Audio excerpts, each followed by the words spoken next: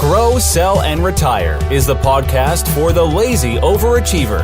B.D. Dalton, author of True Gravity and Grow, Sell, and Retire, is here to give you his 25 years of secrets, tips, and systems to take your business to the next level. This is your chance to find out what is working in sales, marketing, and running your business. If you stop learning, you stop burning. Now, here's your host, BD, with today's GSR podcast. Hey everybody, BD Dalton here from the Grow, Sell, and Retire podcast, bringing you an interview on leadership. This gentleman, MDM, Mike Davis Marks, has been 36 years in the Royal Navy, ran a submarine, was a commander of a submarine. He was also in the U.S., in Washington, D.C. on 9/11 as a UK representative to the government. He's seen all forms of leadership. He's got some great topics today, great ideas for you on making sure that you are a more effective, a more efficient, a more focused leader, even if it's for 1, 2, 3 people. Maybe it's your family, maybe it's 100 people, but going through all the challenges. He's got the 4 things that you should think about. He's got the 3 ways to make sure that you are more focused on delivering as a leader. And he also gives you some ideas around making sure that you can be that leader that makes your people lazy overachievers. Because without the people, there is no team.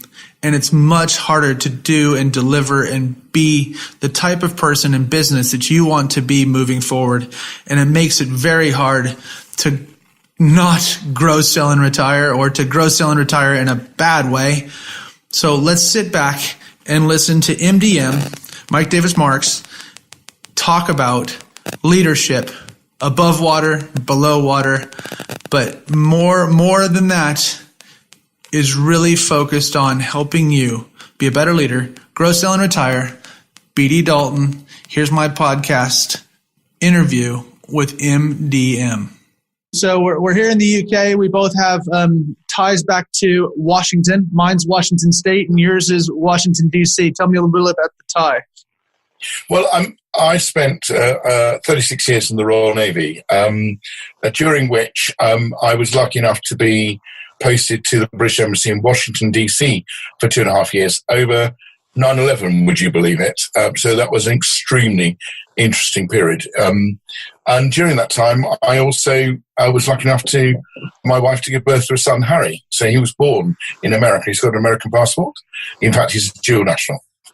That's awesome. No, so he and I share the dual nationality. That's fabulous. So you tell us a little bit about the history. So you were underwater for a large portion of your career.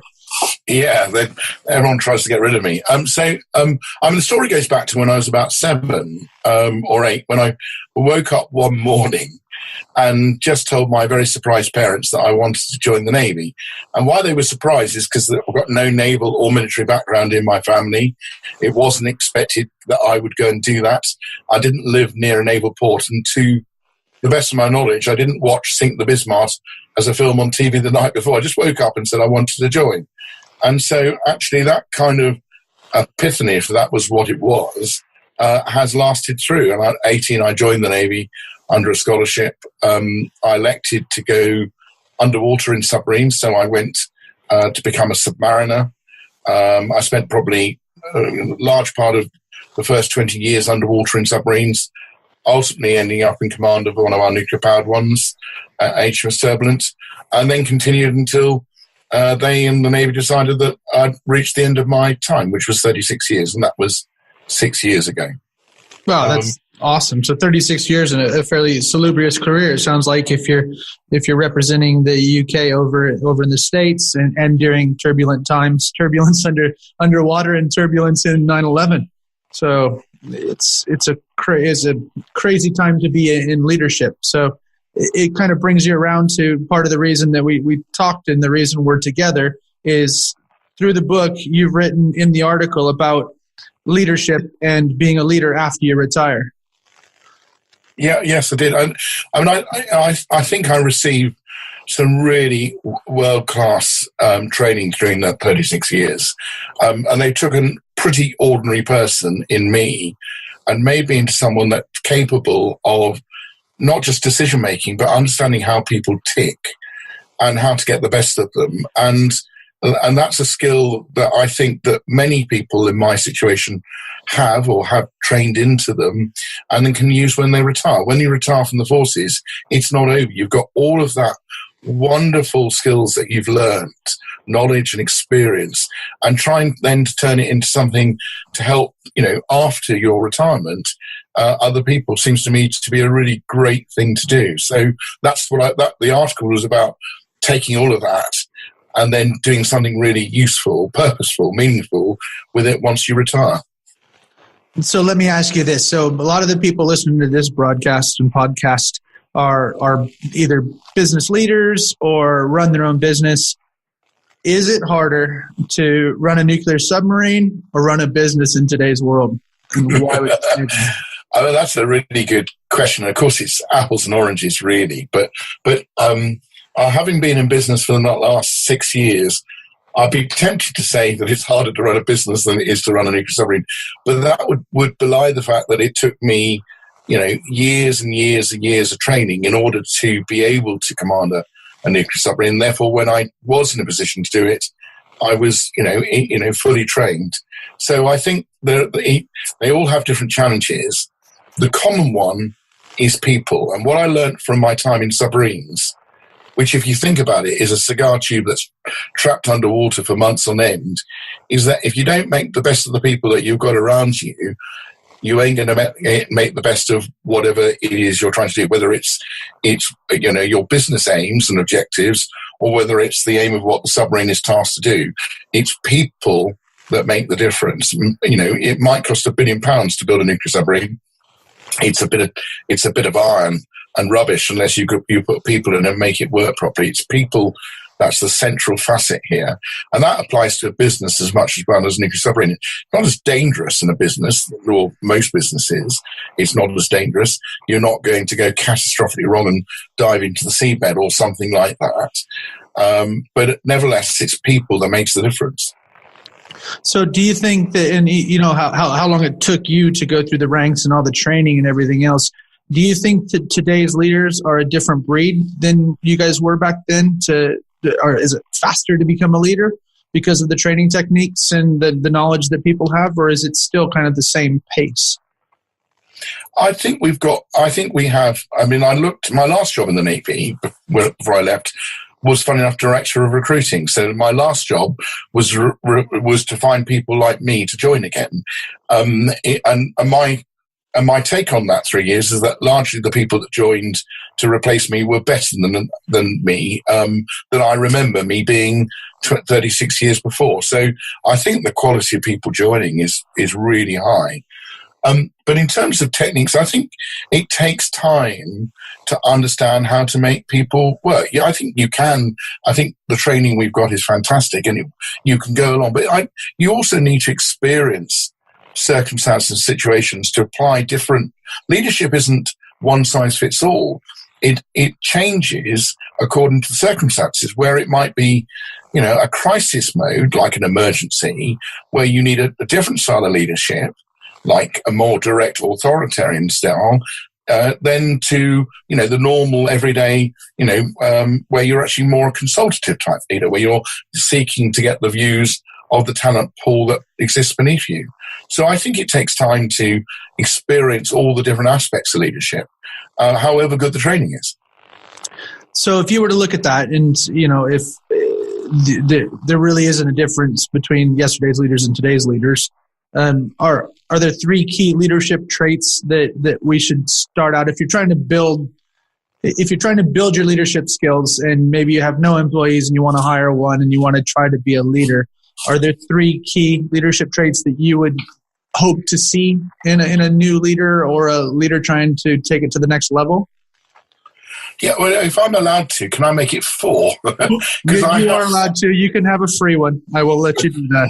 And I wrote about this in another book called Fit for Purpose Leadership 4. But in the 4 traits, and they're not traits, they're more what you need to think about if you want to be an effective leader. And in very short order, they're sort of team, task, individual, and self. So in terms of those in particular order, the task, often most leaders, particularly in business, are very task orientated. This is the task we've got to do. This is the targets and the milestones we need to get to it. This is how we're going to get from A to B. So they're very good at setting tasks and targets and things like that. And that's important. It's really important to have a vision. It's important to know where you're heading. It's important everybody understands that vision and they're all rowing in the same direction, if I can keep it nautical. But equally important to the task are the team, the individual, and self. And team is about how the team work together. So if you're a nuclear submarine underwater for months on end and you've got 120 people there, actually you need that 120 working very effectively as a team. So it's making sure that the team operate effectively. And that means knowing everyone's strengths and weaknesses so that actually you build a people machine that supports each other. And then the individual, which acknowledges that we're all different, we're all unique, we all have different likes and dislikes and things like that. And what motivates us and incentivizes us is different from one person to the other. So actually, in that 120 crew, to keep it in the submarine, there's 120 individuals there as well, and they have different needs. So it's ability to recognize that different people respond to different stimulus and applying those incentives and motivations individually. And then the 4th, because you allowed me the 4th, thank you very much, is actually yourself. You need to lead yourself as well. And by that, I mean you need to be self-aware. And Sean Foley in Fit for Purpose Leadership 1 talks about this in some detail. But a level of self-awareness is really important trait of leadership. You need to lead by example. You need to set a good example. You need to be a role model. And you need to make sure that you are pacing yourself so you can make effective decision-making when it comes to the crunch. So they're the 4 things I think leaders need to think about: team, task, individual, and self. Those are awesome. So you came on the last one and you're going through a tough time. So if somebody was going through a crisis or even something that breaks down, how would you suggest that a leader regroups after making a poor decision or having a horrible outcome or something that doesn't go the right way? How do you save face and how do you come back around and right the ship? So I've my personal way to that is 3 things. But the first and most important is honesty. So I think it's really important that you're open and honest. And if you make a mistake, then you should be willing to admit it. I don't think trying to cover it up or hide it is good leadership. I think that you should also not try and blame other people for it. I think there's this. I live by this that you should cascade praise downwards. So when things go down well, make sure that everybody that was part of that gets praised for it, that takes the credit for it. But you should shoulder responsibility. So when something goes wrong, then you should take the blame because ultimately you're the leader and that's what you should do. So I think it's really important that you don't get into a blame culture, that you burden responsibility and you're honest and open about it. And then the most important thing after that is to learn the lessons. So to err is human, but to err a second time having not learned the lessons is pretty poor. So I would say we're all human, we all make mistakes, but don't have a blame culture. Take responsibility and make sure you learn from the lessons. That doesn't mean to say that you can't move forwards, but if you've made a terrible decision, you can, if you're open about it, you're honest about it, and you learn from it, and you don't blame other people for it. And would you say that, and we talked, it's a hard time in today's world. for leaders, especially politicians in today's world. And we've seen quite a few PLCs and big corporations that have had catastrophic things that have happened to them. Do you, if you were to give the overall kind of lessons in leadership that we've learned, would you say if they were going on the 1, 2, and 3s that we've had a good year last year or a bad year last year for leadership, whether it's Brexit, whether it's building a wall or from the corporate side? Was it a good year above 5 or was it a bad year below 5? I think I don't want to get political about this, but so I'm not going to draw any particular examples, but I think it's been a bad year for decision making. From a UK perspective, certainly, I think there's been some very poor leadership shown, both in the private and the public sector, and not enough people. Not enough people are willing to shoulder responsibility, to say it's my fault. It's no one else's fault but my fault, and to do something about it. I don't think people need to fall on the swords necessarily, but I do think they need to acknowledge responsibility and then come up with a plan to mitigate it. I think so. There's been a lot of blame going on, and I hate it. It's not it's not helpful. It's not positive. Moreover, there's this toxic culture of assertion without evidence. Everyone's just talking about things as if they're experts, and we don't know what's happening. I mean, the world and the UK is in a pretty uncertain place at the moment, and trying to second guess where we're going is difficult. I think, again, honesty is needed here, and I haven't seen as much honesty as I think we should have done. My last thing is that there's been a real lack of consultative. You look at, let's get a little bit political, look at Parliament at the moment. Rather than have, something thrust upon them, why not 2 years ago, look at being consulting and find out what that group of eclectic MPs want, and then trying to build consensus rather than ram a solution down people's, whether it's good or bad. I mean, it's much better if people are participating in decision making and coming to a consensus than it is in trying to ram something down. So I think it's been a well below 5. I think we're into the 2s and 3s if your score is out of 10. Yep, score is out of 10. But yes, I think it's showing that way because nobody knows what's happening, and people won't admit to one way or the other taking a stand and doing it that way. So if somebody's in the business world, and because you're out 6 years now out and running around in crazy business world land. So if somebody was going to say, you know what, I'm going to improve my leadership skills. We've got the honesty and the blame or not blaming and things like that.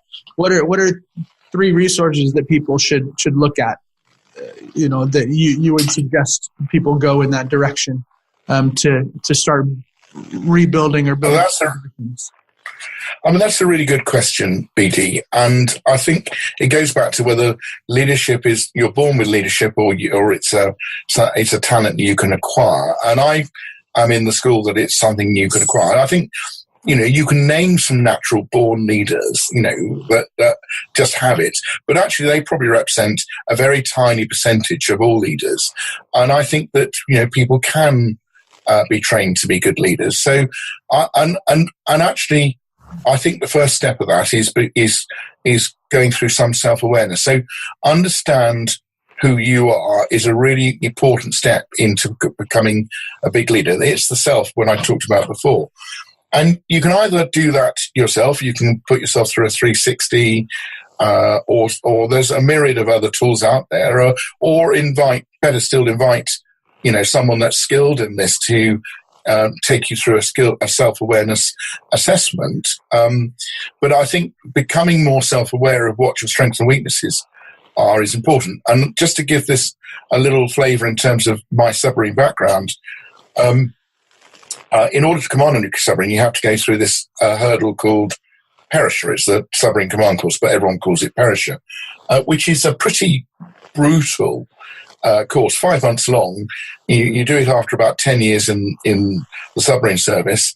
And of my class of 22 that joined the submarine service, not the Navy, the submarine service, only 2 of us passed it. That 22 didn't take it. There was a dropout before them.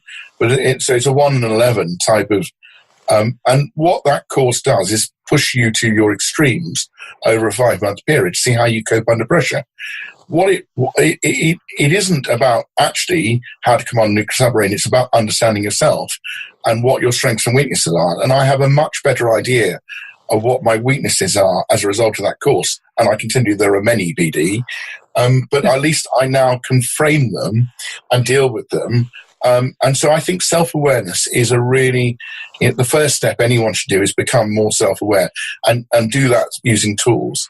The second step is that whilst there is a myriad of self-help and training books out there, there's no shortcut to getting in front of a coach, an experienced leadership coach, and actually starting to practice some of the principles, in situations. There may be paper situations or there may be with other people, but actually getting hands-on experience of different leadership challenges and looking at different leadership styles versus those challenges is best done through a coaching system. And again, there are a number of, ways you can do that. But I think once you've done the self-awareness bit, step 1, that then gives you a blueprint of what you can improve on with a coach, step 2. So that would be my recommendation. Perfect. No, those are great. So, is there what are your goals for the year? What are you doing either for fun or for business that you have your goals for this year? That's another great question. So this year, 2019, is seminal in my family because I've got 2 teenage boys. One who is 17 taking his A-levels, and one who is 16 taking his GCSEs, which are important exams, which are whether you look at it. And they start sitting their exams in about 2 months' time. So you can imagine the Davis Marks household is quite focused on both sons. I've only got 2, sitting down, concentrating, and going through revision timetables in order to be as best prepared for those important exams as possible. And if the older one gets his grades, then he'll go to the university of his choice, which happens to be where you live, Birmingham University. Very good. And the younger one who wants to be a doctor will get the grades to progress to sixth form and allow medical school to take interest in him. So I have to say, at least the first 2/3 of this year is very focused on creating the right conditions for them to be as successful as they want to be. So we're not going to force them to do it. They've got to want to do it themselves. But actually, you need to create the conditions that incentivizes them but gives them the space to do it because they're young adults in the making. So I'd say that was the biggest thing. Perfect. The other side, on the business side, I work for a company called Ethos Valuable Outcomes, which is a social entrepreneurship, and we try and bring business into the field of doing things that are purposeful or meaningful, have a social impact or an environmental outcome that's good. So this is all about, it's a for-profit business. We want to make money, but we want to make money doing something that's going to improve people's lives. So it's about growing that business. There's some exciting stuff we're doing in smart cities about reducing air pollution, making cities better to live. There's some exciting stuff we're doing in skills about how you can help people realize their potential and upskill and things like that. So on the business side, it's seeing that side grow. And on the family side, it's trying to help my sons be the men they want to be. That's awesome. Now, how about a bit of reading that you're doing? Are you doing any reading for business? Is it who you reading or what you're reading, either Kindle or podcasts? Obviously, the book on my book, my bedside table is obviously Retire and Inspire 1, which I'm reading avidly and looking at some fantastic articles by people like you and things like that. But I would say that, wouldn't I? I tend to I tend to not. My favourite genre is historical fiction. I love really well-written historical fiction. So things like Patrick O'Brien, who did the sort of Master and Commander type books, or Bernard Cornwell, who does the Sharp series, where they've got a fictional hero but set on a real factual backdrop of that time of year. In this case, Napoleonic sort of, early 19th century, and learning about the history as much as about the characters. So I do a lot of historical fiction, and NLP. So neuro-linguistic programming. I'm a NLP practitioner. I want to be a better one. I want to be able to help people communicate better. So I'm looking to read up more on how to become a master NLP practitioner. Does that those help? Are great. No, those are great. And then finally, one piece of tech or high tech, low tech that's kind of making your life easier or more fun or working inside the business. Well, actually, funny enough, I haven't really thought about that, but I guess it's my smartphone, which 10 years ago would have been something you talk to people on, and text, and now actually I very rarely use it to actually phone anybody, and I only occasionally text to my sons to find out when they're back for dinner. But it's got so much ability to share information with other people and to act in a more collaborative way. So there are apps there that help you. That you can do that. We could have been doing this interview by the Zoom app on it. It's got so much ability to allow people to collaborate in a positive way that I think, and it's in your pocket all the time. I've got a digital SLR. I like photography.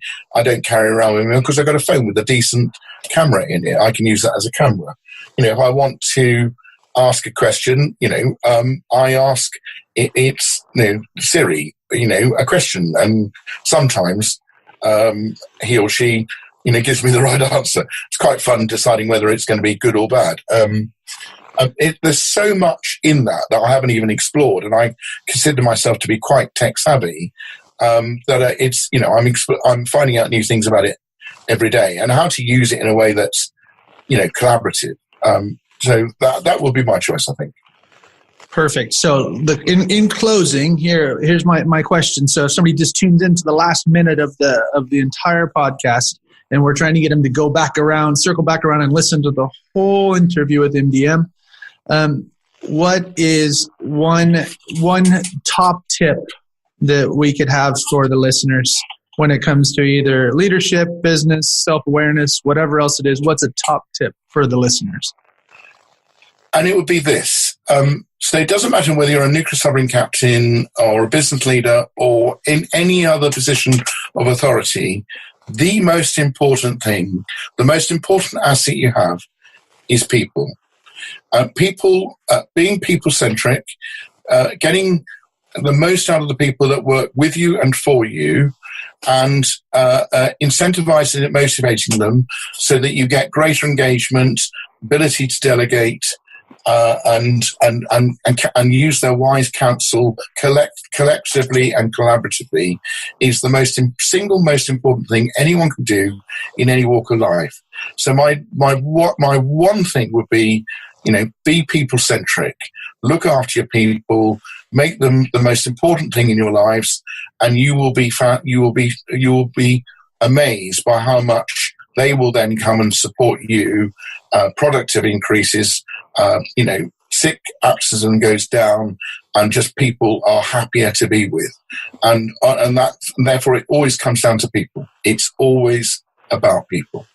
Perfect. Mike Davis Marks, thank you so much for coming on Grow, Sell, and Retire and talking to us, co-author of Retire, Inspire, One.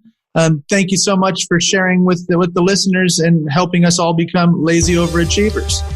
BD, you're very welcome. I enjoyed it immensely. Thanks for joining us on Grow, Sell, and Retire. For more information, tools, or to book one of our team members to work with your team, business, or to speak at your event or conference, visit bartdaltonconsulting.com or email contact@bartdaltonconsulting.com. Buy the book True Gravity on Amazon. If you want to work for the rest of your life, that is your business. If you don't, that is ours.